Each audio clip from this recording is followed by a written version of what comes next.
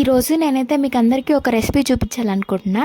Sweets అంటే ఖచ్చితంగా అందరికి ఇష్టం ఉంటుంది కదా. ఒక షాప్ స్టైల్ జిలేబీ ఎలా చేయాలో చూసేద్దాము. బయట క్రిస్పీగా లోపల జ్యూసీగా ఉండే జిలేబీని చూసేద్దాం. ఇక్కడ నేను ఒక బౌల్ తీసుకొని దాంతో 1 కప్ మైదా అయితే వేస్తున్నాను.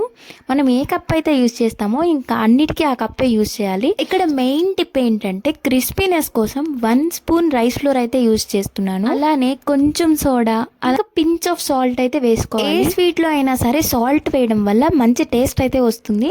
ఇంకా 3 to 4 స్పూన్స్ ఆఫ్ కర్డ్ అయితే వేసాను. అలానే ఫుడ్ కలర్ కూడా వేసుకున్నాను. ఇదైతే ఆప్షనల్ అనమాట. ఇంకా కొంచెం కొంచెం వాటర్ యాడ్ చేసుకుంటూ కలుపుకోవాలన్నమాట. ఒకేసారి అంతా వాటర్ వేయకండి, కొంచెం కొంచెం వేసుకుంటూ ఇలా బాగా బీట్ చేసుకోవాలి. వాటర్ అయితే 1/2 కప్ పైనే వేసాను. ఇక్కడ ఈ బ్యాటర్ అయితే ఫ్లోయింగ్ కన్సిస్టెన్సీలో ఉండాలి నేను చూపిస్తున్న విధంగా. ఇంకా షుగర్ సిరప్ కోసం 1.5 కప్ షుగర్ అయితే వేస్తున్నాను. అదే కప్ తో 3/4 కప్ ఆఫ్ వాటర్ అయితే వేయాలి. ఇంకా షుగర్ అంతా కరిగిపోయేంత వరకు ఉంటే చాలన్నమాట. కొంచెం స్టిక్కీ అయితే చాలు ఈ పాకం అయితే. ఇంకా ఈ సిరప్ లో ఫ్లేవర్ కోసం కొంచెం యాలకల పొడి అయితే వేస్తున్నాను. ఇక్కడ షుగర్ సిరప్ క్రిస్టలైజ్ అవ్వకుండా ఉండడానికి 1 table spoon of lemon juice అయితే వేస్తున్నాను అనమాట. ఇంకా లెమన్ జ్యూస్ వేసాక ఇదైతే ఆఫ్ చేసేసుకున్నాను. పక్కన పెట్టుకున్న ఈ బ్యాటర్ ని బాగా బీట్ చేసుకొని, మన దగ్గర జిలేబీ క్లాత్ ఉండదు కదా, సో నేనైతే కవర్లో వేస్తున్నాను అనమాట. సో ఫస్ట్ టైం కాబట్టి ఇలా ట్రై చేద్దామని చెప్పి ఒక కవర్ తీసుకొని కార్నర్లో వేసుకొని ట్విస్ట్ చేసుకొని రబ్బర్ బ్యాండ్ అయితే వేసేసుకోండి.